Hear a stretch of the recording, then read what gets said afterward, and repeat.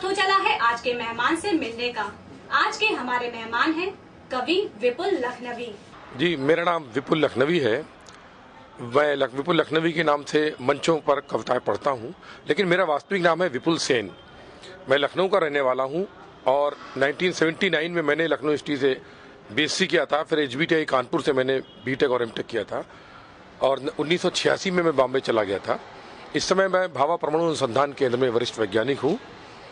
लेकिन आप जानते हैं लखनऊ शहर अपना ऐसा शहर है जहाँ पर नज़ाकत, नफासत, लियाकत मशहूर है।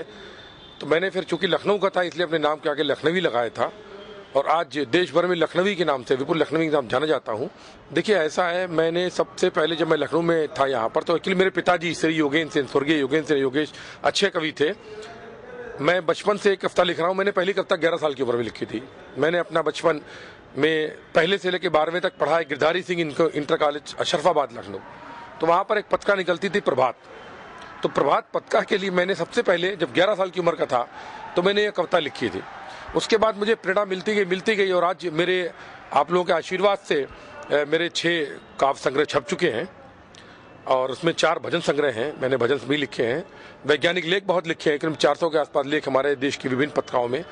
और जैसा कि आप जानते हैं कि भारत सरकार की एक योजना होती है राजभाषा, हिंदी राजभाषा है, तो राजभाषा के अंतर्गत मैंने काफ़ी काम किया है। मुझे बहुत से अवार्ड मिले हैं, 20-25 अवार्ड मिले हैं काफ़ी। तो मतलब ये है, इस तरह से अपना काफ़ी अच्छा चल रहा है साहित्य के क्षेत्र में, काव्य के क्षेत्र में। और आप जैसा जानते हैं मैं इंजीनियर तो हुई, एमटेक केमिकल इंजीनियर हूँ।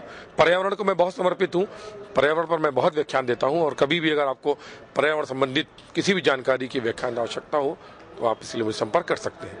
बिल्कुल, मेरी एक बच्ची है, वो मैं बीटेक इलेक्ट्रॉनिक इंजीनियर है और वो बहुत अच्छी कवित्री है, वो इंग्लिश में भी लिखती है वो। और जैसा कि दुष्यंत कुमार ने लिखा है कि सरल नहीं है कविता करना, पूछो हम फनकारों से, हम तो लोहा काट रहे हैं कागज़ की तलवारों से। तो बेसिकली कविता लिखना जो होता है ये अंदर से आता है, कोई जबरदस्ती नहीं बन सकता। इसको आपको अंदर से जब प्रेरणा होती है तभी अपने आप शब्दों का प्रादुर्भाव हो जाता है और कविता बन जाती है। दिनचर्या तो सर जी देखिए ऐसा है कि मैं सुबह उठ करके सबसे पहले कुछ योगा वगैरह करता हूँ, क्योंकि 103 किलो का 100 किलो का वेट है अपने को फिट करना पड़ता है। और जैसा कि मेरी अभी 51 रनिंग मेरी एज हो गई, अभी 51 साल का हो गया मैं भी, तो अपने को फिट रखने के लिए मंचों के लिए थोड़ा सा एक्सरसाइज करनी पड़ती है। उसके बाद फिर ऑफिस जाता हूँ और ऑफिस से 6-7 बजे लौटता हूँ। लेकिन यह है कि मैं आपको जानूंगा तो आपको हंसी होगी कि नॉर्मली मुंबई में जब मैं रहता हूँ तो हमारा घर काफ़ी अच्छा है। वहाँ पर हमारे पास वेस्टर्न स्टाइल का है कमोड है, उसमें मेरे पूरा स्टडी रूम बना हुआ है। वहाँ पर मुझे बहुत शांति मिलती है और अक्सर कविताएं मैं वहीं लिख लेता हूँ, क्योंकि अगर आप बाहर रहोगे तो पत्नी वगैरह कोई ना कोई फ़ोन हो आता रहता है, लोग परेशान करते रहते हैं। तो इस तरीके से अपना राह चलते कभी भी कुछ मूड आ गया कुछ भी लिख दिया कविता, ऐसा कुछ नहीं है। और मैं आपको बताना चाहता हूँ कि 1998 में मेरी एक नृत्य पर लखनऊ महोत्सव में लच्छू महाराज की शिष्या गौरी शर्मा, उन्होंने नृत्य किया था। और यहाँ पर गायक है शायद शोभनाथ मिश्र जी, बहुत अच्छे गायक है, शायद उन्होंने क्लासिकल में गाया था 1998 में वो नज्म, और वो हमारे चैनल पे पड़ी हुई है, आप देख सकते हैं उसको चाहे तो VIP कवि।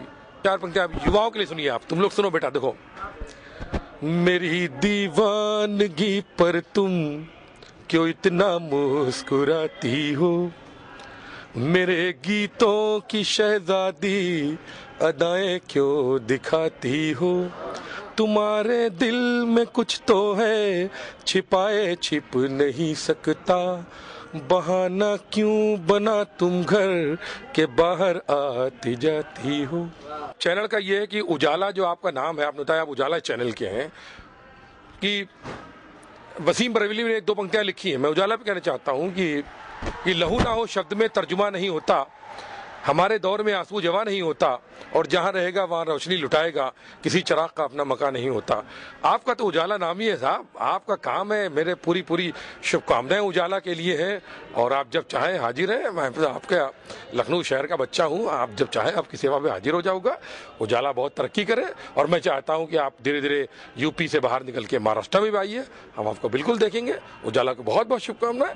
और चलिए उजाला को 4 पंक्तियाँ देता हूँ कि चलो सफलता का वैभव ले उन्नति का वरदान लिए, चलो सफलता का वैभव ले उन्नति का वरदान लिए, हम भी कुछ घर गुजरेंगे ऐसे ही अरमान लिए, और भले आंधियां कितनी आए रोक नहीं पाएंगी हमको, भवसागर भी पार करेंगे बिना कहीं विश्राम लिए।